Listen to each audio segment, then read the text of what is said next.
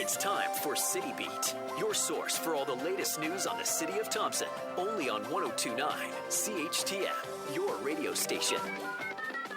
Good morning, I'm Monika Gul, and this is City Beat. Mayor Dennis Fenske is with me today. Thank you for joining me. Good morning. If you have a question you'd like to ask the mayor, you can give us a call at 677-8181. To start off, what's been happening around the city? Well, just bringing the general public up to speed with last night's organizational meeting. We have a new deputy mayor for the next year, and that's Kathy Valentino, so I'd like to congratulate her. We have committee chairs basically back in the same positions, with some councillors being moved around within committee structure. You can find out the committee structure at thompson.ca. So 1 year down of a 4-year term. As I said in my opening remarks last night, it's been a learning curve, but at the same point we've had a lot of wins throughout the last year, and we're looking forward to this council taking ownership and providing its own identity for the next 3 years. For sure, and as you said, some of the chairs of the committees are remaining the same. I'm curious, what went behind some of the decisions that you made? Basically, we had over half of our council is new in this past year, new councillors. So learning curve also on the municipal side in regards to the operations and how things work, as well as being committee chairs. So I felt that the first year we get to know how not only how the city operates, but how the committee chairs work. And so wanted to leave everybody in place for another year, and then we had the additional committee struck, which is the communications committee. That's being chaired by former deputy mayor Penny Byer, and so we'll look forward to that one. But basically it gives everybody 2 years to get their feet solid on the ground, and then we'll probably move them around in third and fourth year. Mm-hmm. And as you mentioned, you talked about the past year, some achievements achieved during the last year. Now, do you have any accomplishments or goals in mind for the next year, looking forward? Well, what's faced with us, with the city in the very near future is the finalization as we work through the process of taking ownership of the water treatment plant from Vale, and that will be an ongoing process. And at the end of the day, we will own and operate the water treatment plant and be a provider of water to all services in our community, including Vale. Secondly, we have the wastewater treatment plant. Funding has been solidified for the $36 million project. The final engineering design work is being completed, and we would look to be in the ground, I believe, in 2016, early 17, with completion in 18. So that's the big ones that are ahead of us. And then in 2017, we have the negotiations for the grant in lieu from Vale, and in February of 2016, the municipal contract with the local union 7911 and 8223 is up on February 29th, and the unionized contract with the firefighter paramedics is up on December 31st. So we've got some union contracts to negotiate over the next year as well. Lots of stuff going on. The Legislative and Intergovernmental Affairs Committee reported to Council, and part of the report is current lobby efforts that Council is pursuing. This includes lobbying about RCMP contracts, lobbying to get a radiation and MRI facility in Thompson, which we've talked about before. How does the committee determine what issues to lobby? How does that all work? Well, basically it comes from a number of sources. For instance, the MRI and radiation lobby came from residents of our community who have to travel to Winnipeg for those services. So we picked up on a resident need and brought that forth. Others come from the municipality itself, from the government, to lobby. For instance, through the Tedwick process, the restorative justice facility was identified as a potential economic driver for the future of this community. So from that, our city has been lobbying the previous and the current justice ministers for that facility to be located in northern Manitoba, specifically in Thompson. Okay. The Boys and Girls Club is trying to get a satellite location open in the Eastwood area. However, the current zoning on the property doesn't allow for a social services facility to be there, but Council passed the first reading to amend that, therefore allowing the satellite location to potentially open. I'm curious what your thoughts are on the satellite location, and additionally, there's going to be a public hearing in regards to it, so can you explain how that will work as well? Well, first, in regards to location, I think it's a great location from the perspective of satellite services provided by the Boys and Girls Clubs. They provide a tremendous service to our community at large. Located currently on Thompson Drive, and they provide, I said, a number of opportunities for youth, but they are centrally located in the community. So a satellite service, and demographically, that area is in need of youth services, and so I fully support that movement. In regards to process, it is just basically a zoning process that any change in use has to go through. We are governed by our zoning bylaws. That's what requires the applications and the public hearings and so forth. So it's just a process that each and every group, including the Boys and Girls Club in this one, needs to go through to get to the end result of having a facility in that area. Reminder to our listeners, if you have a question for the mayor, you can call us at 677-8181. The Canadian Federation of Independent Business recently released a report which evaluates the ability of Manitoba's 26 largest local governments to hold consolidated operating spending growth to the rate of inflation and population growth. Over a 6-year period, they saw average municipal populations grow by 7%, yet inflation-adjusted operating spending grew by 20%. Thompson ranked 20th out of the 26 municipalities. There's lots of information in it, but I'm curious what your thoughts are on what they found. Well, I think, credit the Canadian Federation of Independent Business for doing the research, and they are using our audited financial statements that we submit to the province every year. So that's the base document. Unfortunately, the information that comes out of it and the headlines that come out of it don't reflect the true picture of Thompson.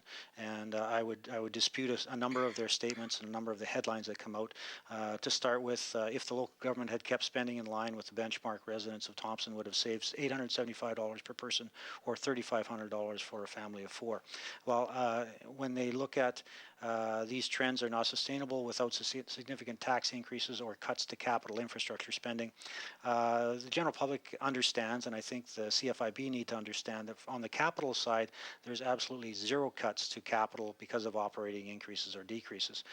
For the last 2 years and going into this 2016 budget year, we have funded 100% the capital costs through the Canada Manitoba Infrastructure Program, our infrastructure grant from Valet, and numerous transfer grants from the province of Manitoba and other sources that we've seen. So we've said, and we're very proud to say, that zero operating dollars go to the capital projects. So capital projects have not been reduced, as this statement would lead you to believe, because operating costs have gone up. So that's absolutely not the case.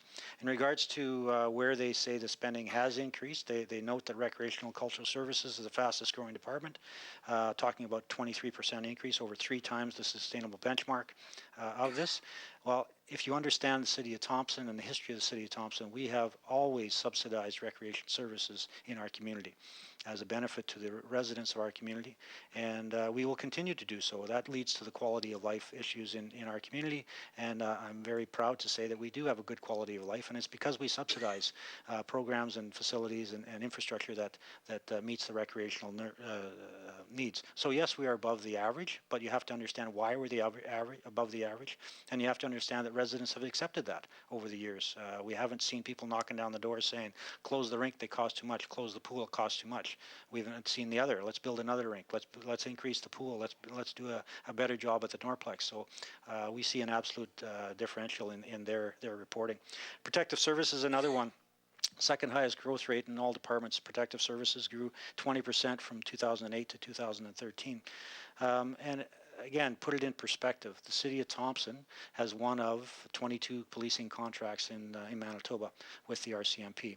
We have the largest contract in Manitoba of roughly $4.6 million of a $28 million operating budget, of which we have zero control.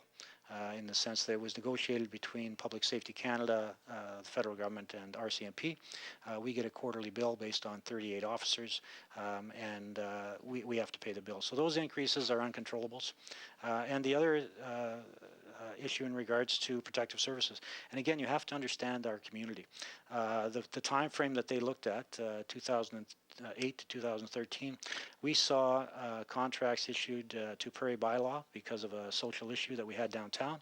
We saw the hiring of 4 bylaw enforcement officers to increase and move away from contract, but to increase presence. And most recently, not included in these stats, but we saw the hiring of 8 community safety officers. that's been a priority of our community. That's been a priority of this council. And so it's not that the labor costs, as they allude to, that wages are going through the roof. It's our headcount that's increased, and that's based on the need in this community and the willingness and the comments we're hearing from the general public in regards to what they want in this community. Certainly, we're heard loud and strong in regards to the community safety officer program. We'll continue moving forward that. But again, from the wage perspective, we are in a northern community with competitive wages to compete with industry in our community.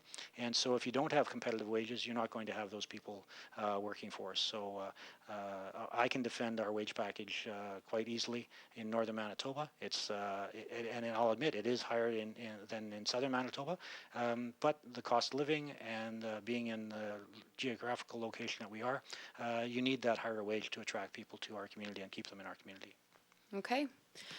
Vale was this year's recipient of the 2015 Towards Sustainable Mining Community Engagement Excellence Award. They won based on their contributions to Tedwig, and last week Vale and the city hosted a luncheon to share the award with Tedwig partners. Can you tell us about that, and maybe even tell us what Tedwig is for those who don't know? Basically, Tedwig is the Thompson Economic Development Working Group that was established upon the announcement of the closure or the upcoming closure of the refinery smelter announced by Vale in 2010. So that process looked at trying to how do we make our community sustainable and continue to grow with the potential impact of the downsizing of Vale operations in our community. So there was a process put in place. There was funding put in place provided by Vale to do the various studies and the group work by a number of partners within our community to develop basically priorities or strategies moving forward. One of which I mentioned earlier in regards to the restorative justice facility as one opportunity. The skills training in regards to growing our own in the north from a labor market that is weak right now in the sense of the availability of skilled trades, but we have a strong population in our community that can be trained. And so there's programs in place since 2010 that are training people in the north for jobs in the north. So that's working forward. And so overall, the plan has been implemented, and we've carried through on most all issues of that, including the rebranding of the city of Thompson as a corporation. And so Vale was recognized at the Canadian Institute of Mining conference for their efforts in community engagement, and they received the award. And Mr. Pollock, Lavro Pollock, was adamant that it wasn't a Vale award per se; it was a community award, and spoke to the partnerships that were developed. And although Vale funded the process, Lavro was quick to note that it was the strength of the partnerships that we had that made the process successful and will continue to be successful. Now, before we wrap up for today, anything else you wanted to mention? There is Remembrance Day next week, and there is a ceremony? Absolutely. There is two ceremonies. There's actually one on Friday, the Aboriginal ceremony at Wapanek School. That takes place on Friday morning, I believe, at 10. And then on Wednesday, November 11th, we have the services at the TRCC in the C.A. Nesbitt Arena. Public is invited to gather at 10 with the official recognition as per normal, the 11th hour, the 11th day, 11th month. And I would look forward to people coming out and showing their respect and remembrance for those who paid the ultimate price in providing the freedom that we enjoy today. For sure.